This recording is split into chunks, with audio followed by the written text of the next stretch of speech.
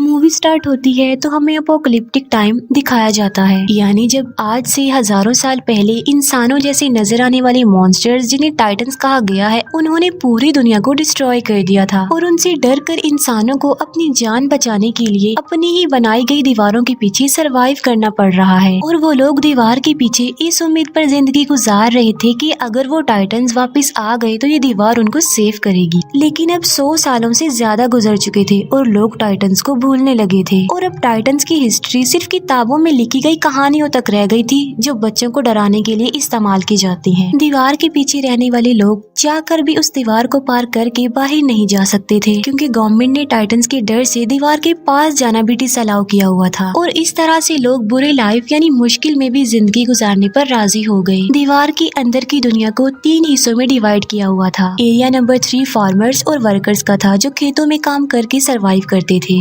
Area number 2 industrial था, जहाँ पर फैक्ट्रीज लगाई गई थी। और एरिया 1 प्राइमरी था, जहाँ पर अमीर लोग पूरे सिटी को कंट्रोल कर रहे थे और किसी को भी एक एरिया छोड़कर दूसरे एरिया में जाने की इजाजत नहीं थी। एरिया नंबर 3 में रहने वाला एक लड़का जिसका नाम एरिन था, वो काफी टैलेंटेड था और वो टाइटन से डर कर 4 दीवारी में प्रिजनर्स की तरह जिंदगी नहीं गुजार सकता था, क्योंकि उसमें हमेशा कुछ बड़ा करने की लगन होती है और उसकी डिजायर थी कि वो बाहर की दुनिया को एक्सप्लोर करे। और अपनी इस ख्वाहिश को वो अपने फ्रेंड्स के साथ भी शेयर करता है, क्योंकि वो टाइटन्स पर बिलीव नहीं करता था। वो यही सोचता था कि टाइटन एग्जिस्ट नहीं करते और उसे लगता था कि लोग टाइटन से डरते हैं, इसीलिए यहाँ पर छुपे हुए हैं। इसके साथ साथ एरिन का जो मेल फ्रेंड होता है वो भी काफी टैलेंटेड होता है और किसी भी आम इंसान को कोई एक्सपेरिमेंट्स करने की इजाजत नहीं थी, क्योंकि गवर्नमेंट का मानना ये था कि अगर इंसान अपनी सक्सेस के लिए कुछ करेगा तो वो गलत करेगा। वहीं पर एक लड़की जिसका नाम मिकासा होता है, एरिन और वो दोनों एक दूसरे को काफी लाइक करते थे और वो एरिन के साथ एक हैप्पी लाइफ गुजारना चाहती थी। एरिन का फ्रेंड उससे मिलने जाता है और तभी वो एक अननोन पर्सन से टकरा जाता है, लेकिन वो उस पर ज्यादा ध्यान नहीं देता और उसे इग्नोर करता है। एरिन खुद को उस जगह पर पाकर काफी लकी फील करता था, क्योंकि वो दूसरी साइड वाले लोगों की दुनिया को देख सकता था। वो जगह एरिन की इसलिए भी फेवरेट थी क्योंकि वहाँ पर बॉम्ब मशीन पड़ी हुई थी और डर की वजह से कोई भी वहाँ पर नहीं आता था। और एरिन इस बार इरादा कर लेता है कि वो दूसरी साइड वाली जगह पर जाएगा, चाहे कुछ भी हो जाए। और वो अपने फ्रेंड्स को भी इस बात पर एग्री कर लेता है। उस दीवार के पास आर्मी का पहरा था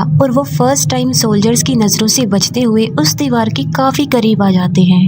लेकिन इससे पहले कि वो आगे बढ़ते, वो पकड़े जाते हैं। उन सोल्जर्स का लीडर उन लोगों को बचा लेता है, क्योंकि वो लीडर एरिन को काफी लाइक करता था और उन्हें पता था कि एरिन काफी इंटेलिजेंट है और वो एरिन के इस पैशन को अंडरस्टैंड भी करते थे। अभी वो लोग ये बातें डिस्कस कर ही रहे होते हैं कि जमीन कांप उठती है और जब वो दीवार के ऊपर देखते हैं तो उन्हें यकीन नहीं आ रहा होता जो वो देख रहे होते हैं, क्योंकि पहली बार इतने खौफनाक डर से उनका सामना जो हो रहा था और वो एक मॉन्स्टर टाइटन था, जो कि टाइटन से कई ज्यादा पावरफुल और बड़ा था। और ऐसे मॉन्स्टर्स को जायंट्स कहते हैं और वो उस दीवार से भी काफी बड़ा होता है और आग का बना होता है। और उस वक्त वो आग निकाल रहा था और अपने इतने बड़े बड़े पाँव का इस्तेमाल करके वो दीवार को तोड़ने लगता है। वो लोग काफी डरे हुए और काफी हैरान होते हैं। आग के अटैक से काफी बुरा हाल हो चुका था। लीडर एक सोल्जर को ऑर्डर देता है कि वो बॉम्बिंग करना शुरू कर दे, लेकिन वो सोल्जर उसे ये कहकर रोक देता है कि गवर्नमेंट ने हमें इन एक्सप्लोजिव का यूज करने से मना किया है। और वो जायंट काफी बड़ा होल करके हवा की तरह गायब हो जाता है और वहाँ पर तूफान आने से पहले जैसी खामोशी छा जाती है और देखते ही देखते वो टाइटन्स मॉन्स्टर्स दीवार के उस होल से बाहर आने लगते हैं। दिखने में तो वो बिल्कुल इंसानों जैसे लग रहे थे, लेकिन इंसानों की निस्बत वो काफी लंबे चौड़े थे और इंसानों को देखकर उनके फेस पर इविल स्माइल होती है कि जैसे वो इंसानों को अपना खाना समझ रहे हों।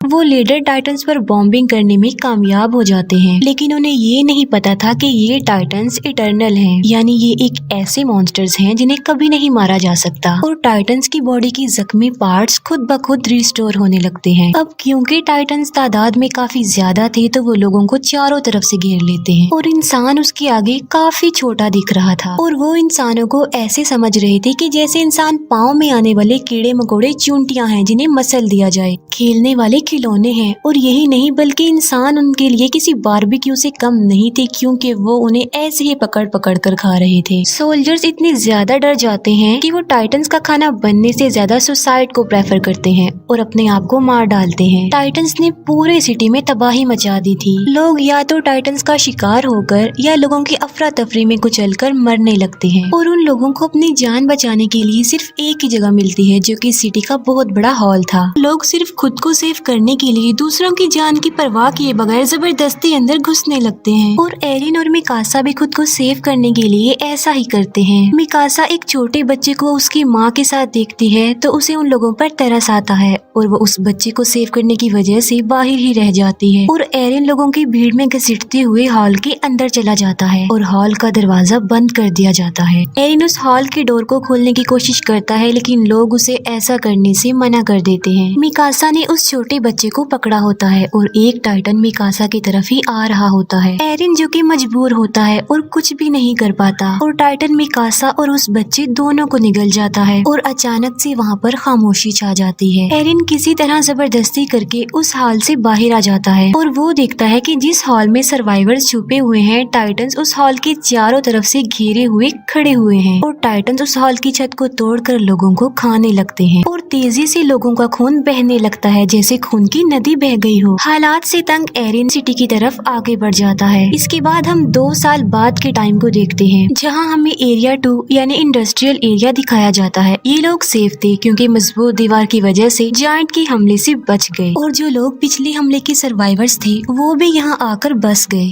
क्योंकि एरिया 3 यानी लेबर्स एरिया में अभी भी टाइटन्स थे। अब क्योंकि उस एरिया में आने से लोगों की आबादी बढ़ गई थी तो खाने पीने की किल्लत पड़ जाती है, लोग भूख की वजह से मरने लगते हैं। अब एरिया 3 के बाकी सर्वाइवर्स के पास बचने का सिर्फ एक ही रास्ता था और वो था अपने एरिया को टाइटन से बचाने का, यानी टाइटन्स का मुकाबला करके वो अपने एरिया को बचा सकते हैं। टाइटन से लड़ने के लिए सोल्जर्स की एक टीम तैयार की जाती है जिनको 2 साल की सख्त ट्रेनिंग दी जाती है। अब इसमें एरिन और उसका फ्रेंड भी पार्टिसिपेट करते हैं क्योंकि मिकासा की मौत का बदला लेना चाहते थे वो लोग। एरिन को मिकासा की डेथ पर गिल्ट था कि उसने मिकासा को नहीं बचाया। उन लोगों को एक कमांडर लीड कर रहा था जिसका नाम कुबाल था। कमांडर कुबाल प्लान बनाता है कि वो अपने मिशन के लिए रात के अंधेरे में निकलेंगे। उनका मिशन ये था कि वो एरिया 3 के बड़े होल जहाँ से वो टाइटन्स आए थे उसे ब्लास्ट की मदद से बंद करने का। प्लान के अकॉर्डिंग वो हॉल के